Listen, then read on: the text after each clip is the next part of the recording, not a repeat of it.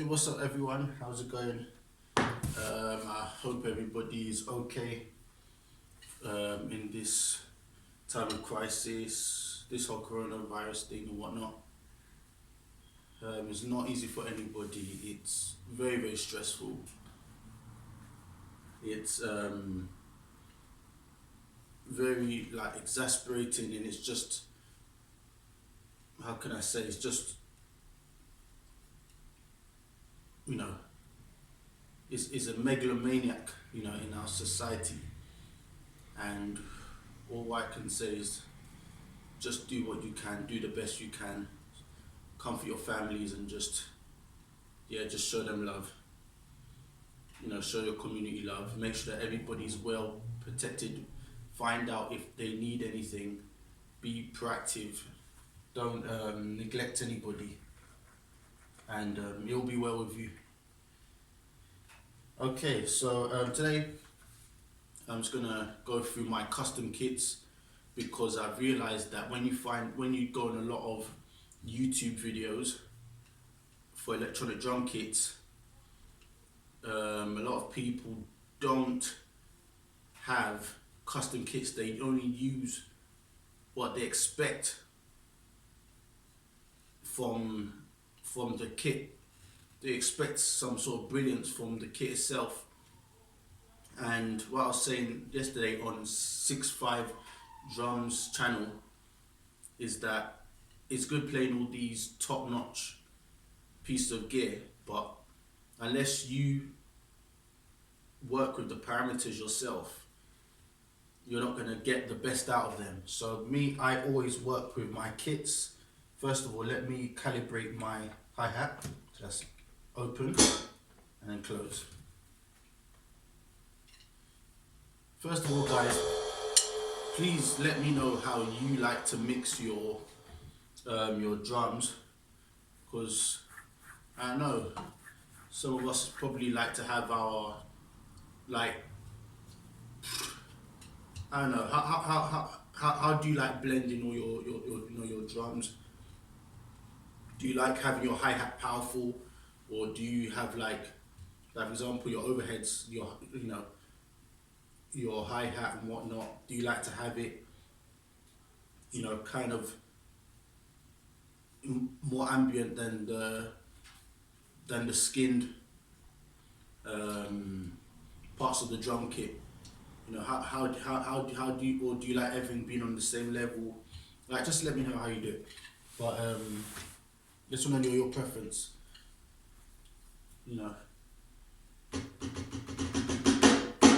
Anyway, this is my first custom kit. It's called a tight kit, and it's a kit that I put up that I created because I like my tight kits. That's my background. I come from a gospel-y funk type background, well, from what I've been listening to, apart from like classical stuff. I've grown up with lots of music, but I've always loved those gospel-y funk type kits, and so that's why I made this.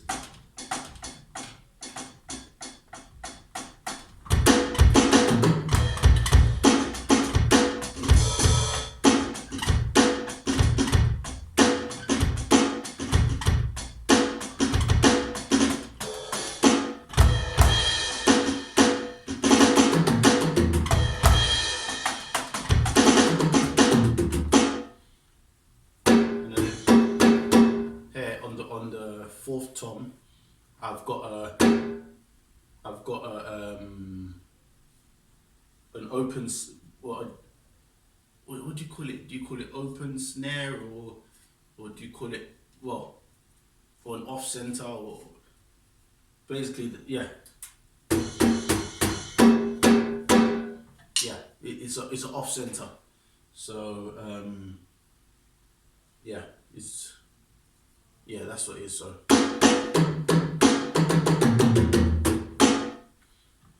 with this one, it's still, the snare still sounds a bit too resonant. it didn't give me that lightning sound that I wanted. But it's good, it's tight, but like on a medium scale.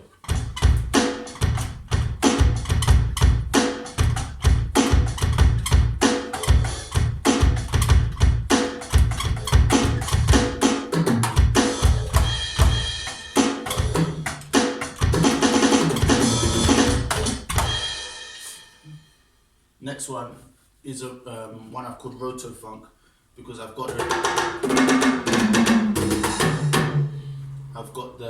Roto toms. I can't remember where I got the idea from, but I've always, when I grew up, we had some Roto toms with our drum kit, and ever since then I've been fascinated with them. Obviously seen some people use them, like all octobands, and yeah, I like them. I think a lot of people underrate them, but they're a really good piece of percussion. So I decided to use them to replace the tom, and with this I can do more like Afro, Caribbean, and like more Afro-American style music, like samba and bossa nova and all that. And I've made the snare sound like on the top end, the snare, and then like a caixa, as the Brazilians call it. And then on the bottom I've used the braqueta, which is deeper, and then so it sounds like a snare and a surdo together.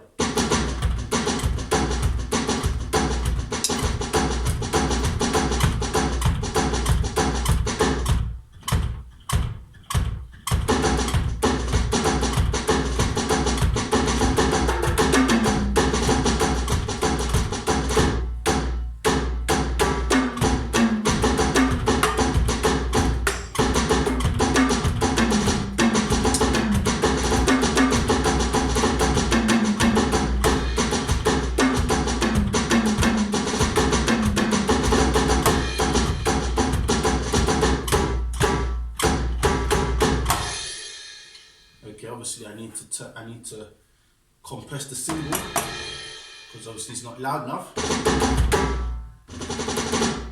what it sounds like when it's light, but when I've set it in such a way that the bragueta comes up as you hit it harder, but the sensitivity of the caixa is still, it's the threshold is low, so you can still hear it.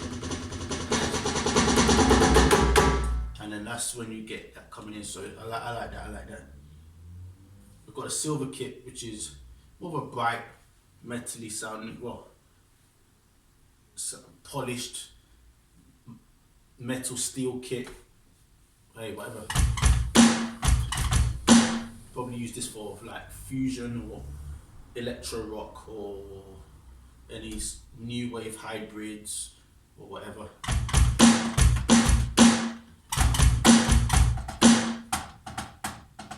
That can't be heard, so that definitely needs some compression. I haven't used it in a while. There we go.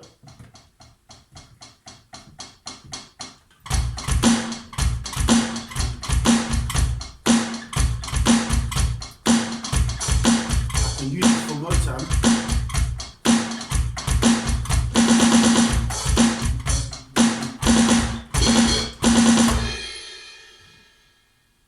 Or I could use for New Jack too.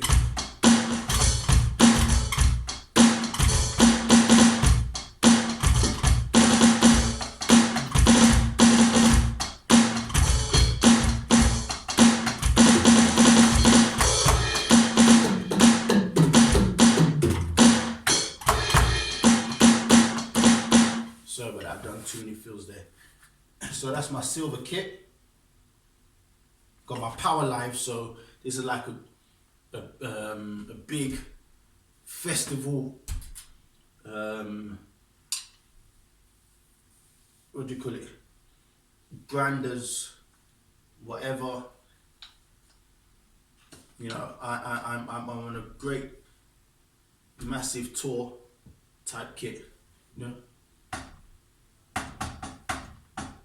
also needs compression.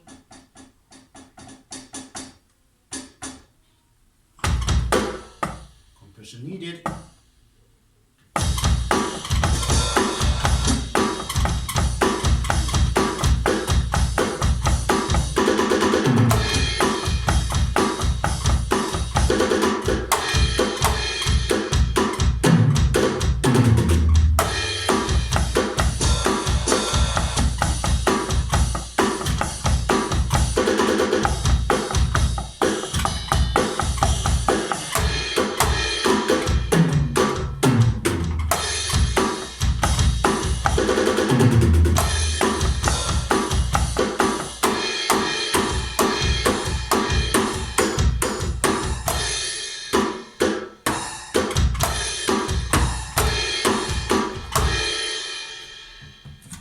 Let me put on some reverb so you get what I'm talking about.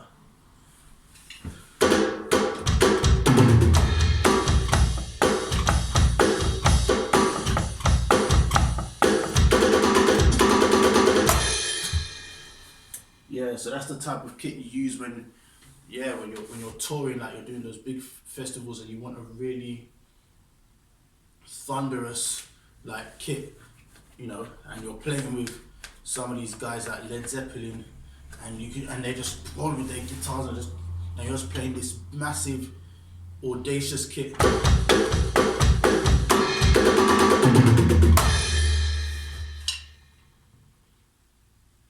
got an 808 here. Obviously, I like to put it there, so it doesn't have the. It's got a very classic 808 kit. So snare drum, this module, but I had to keep trying to tweak it so that it sounds a bit more modern, because it's got like the old style. It's got very, very dense, well, heavy sort of 808.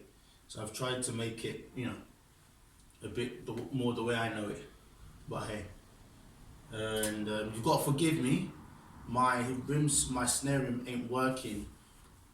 It's not that it's the triggers falling out or anything, but it's messed up. When you put something else, another trigger in this, it works, everything, and it's something else. It's something else. If anybody has any idea, you know, about that stuff, just please let me know. Yeah, and I like to have it here so I can switch between, you know, soft. Before, you know, like some groups, they like to, for their songs, like for the verses, they like to play like the processed kit for the verse and then go back into the loud, you know, live kit. So I put it here so that I can easily switch between it and my live kit.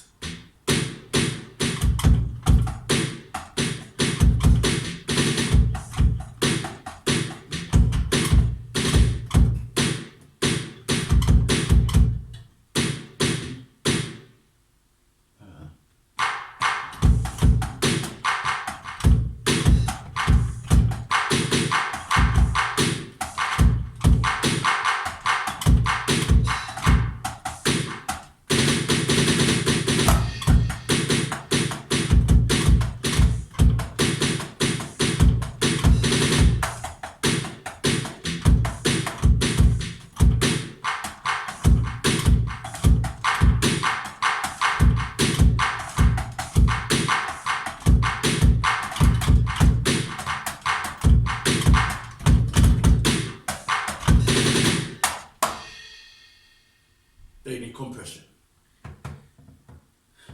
I've got a new brand, which is, I know I just wanted to change things on a bit. I can't remember why I made this kit in particular, but I put some tambourine shingles on the snare, so they can sound like when you actually have an acoustic kit that you've put the shingles on the thing and then on the snare, and then, you know, it plays the tambourine and the thing without somebody having to manually hit the tambourine. So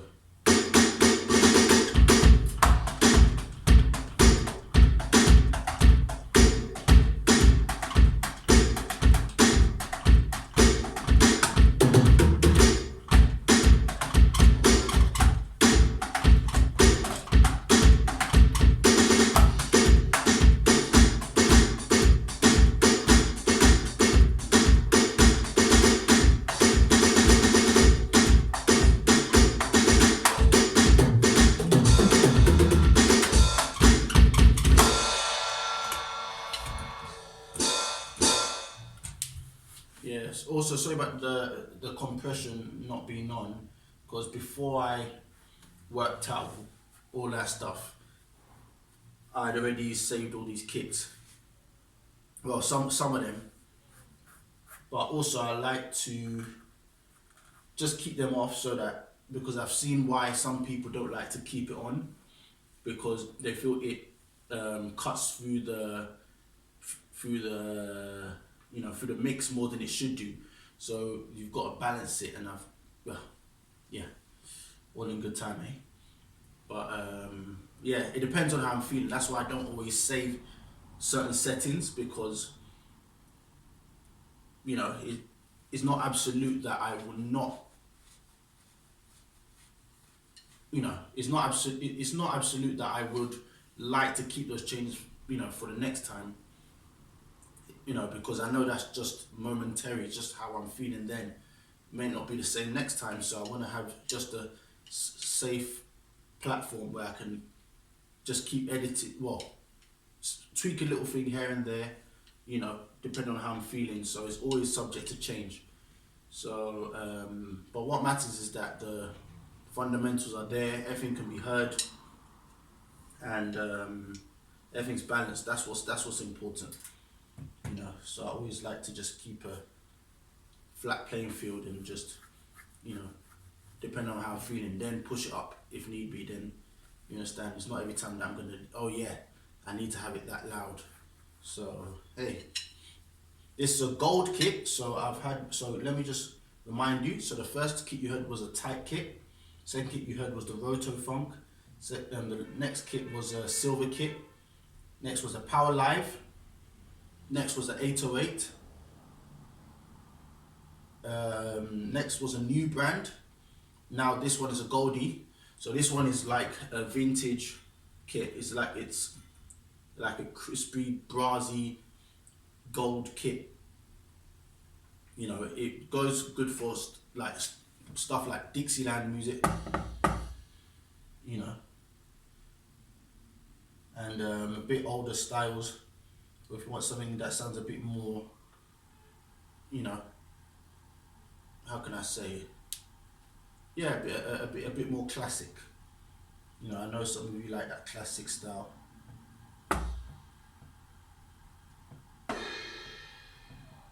Yeah. I said everything's always open to change.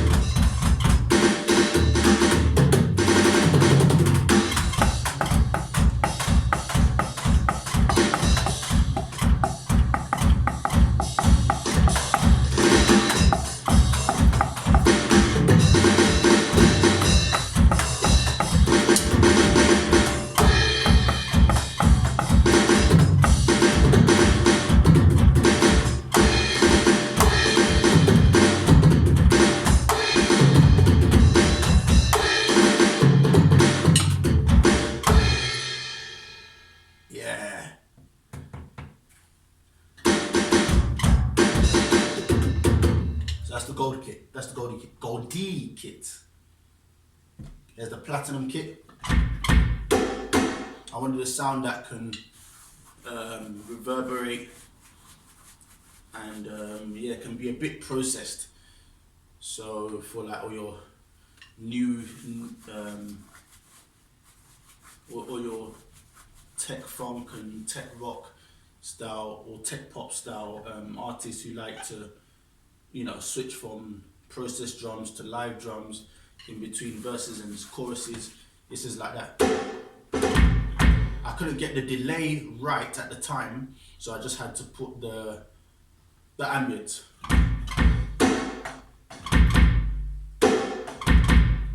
And as you can hear, I've got an 808.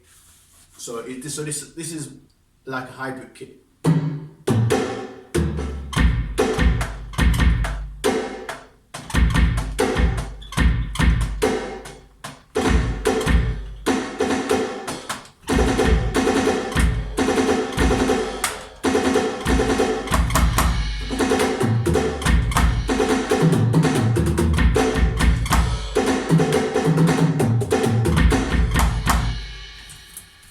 Let's take off the reverb.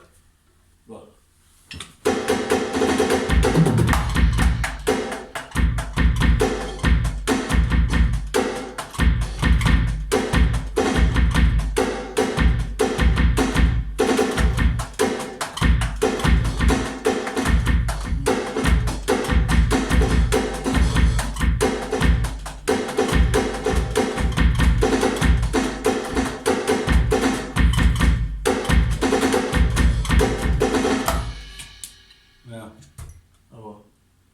I've got a Badis kit. I call it Badis because it's got that nice round drum machine style. Well, that round rocky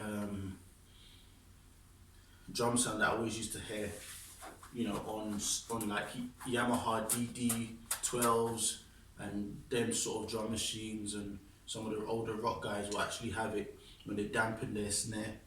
You know, but it's a very powerful and, you know, you know, when you hear it, you just wanna really get into someone. And so I wanna play a 90s style of pin drums. You gotta forgive me.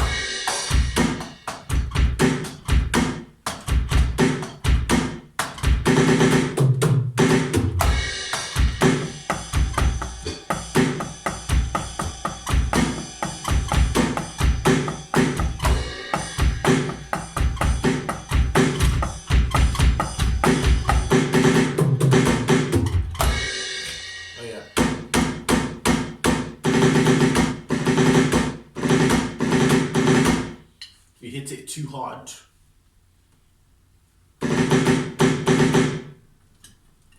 it will get to that peak, and it will, yeah, it sounds like almost like the snares popping.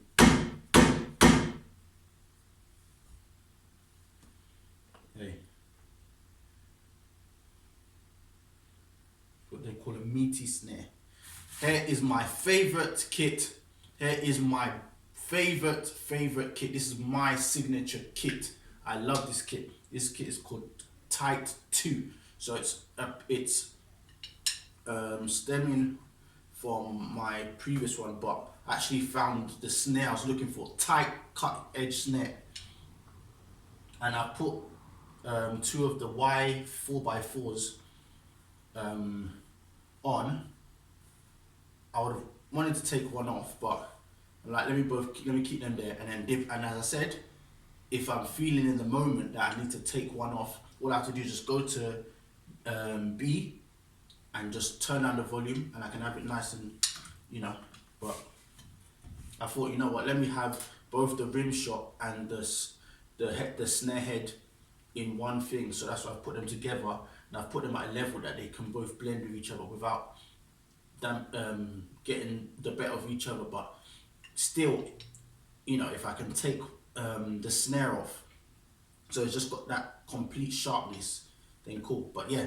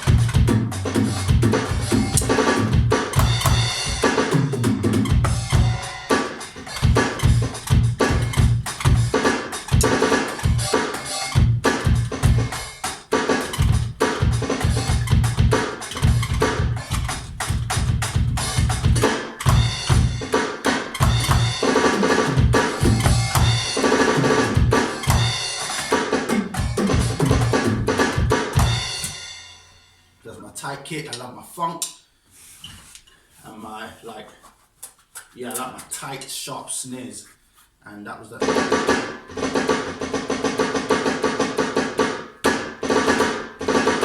You can still hear a bit of mid frequency in there. That's the snare top. But if I take that off,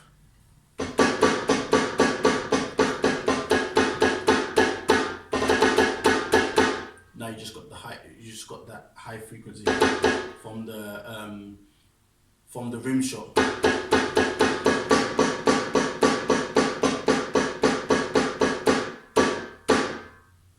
As I said, I wanted to do that so that I don't have, because my rim shot on my thing is playing up. I wanted to have both, or even still, you know, I wanted to have both of them in one place whereby I don't have to go to another trigger to be able to make best use of them. So I put them on the same thing, so I don't have to keep switching between, okay, no, this one sounds more for the moment. Oh no, switch back to this rim shot, because this one, I mean rim shot, I mean on the snare itself, not the rim shot trigger, but like, yeah, back on the snare, I was in a bit of two minds of, you know, where what I should use, whether the rim shot or the head, well the main, you know, the center. So I was like, you know what, I can combine them both and balance them so that they can both be there, but you know, just complement each other. And so that's what the rim shot sounds by itself. So if I now turn up the center and turn off the rim shot,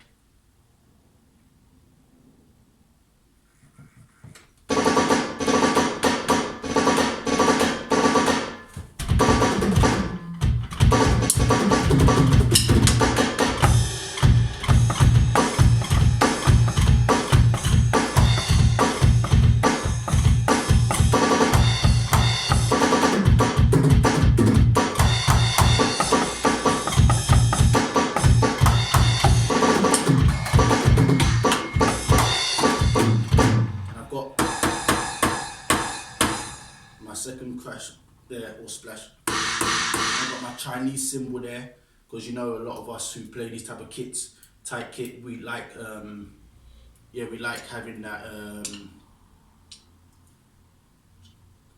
like short release Chinese cymbal. No.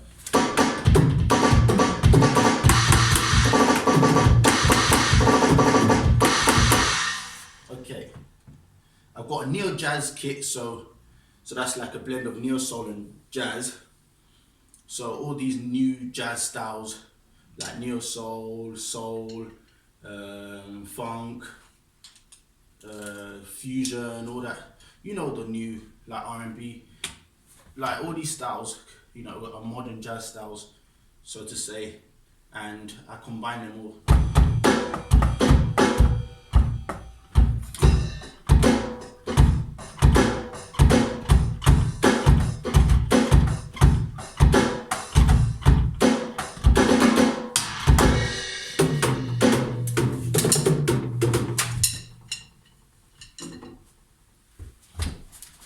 So those are my kits, and if I make any more, I will be sure to let you guys know.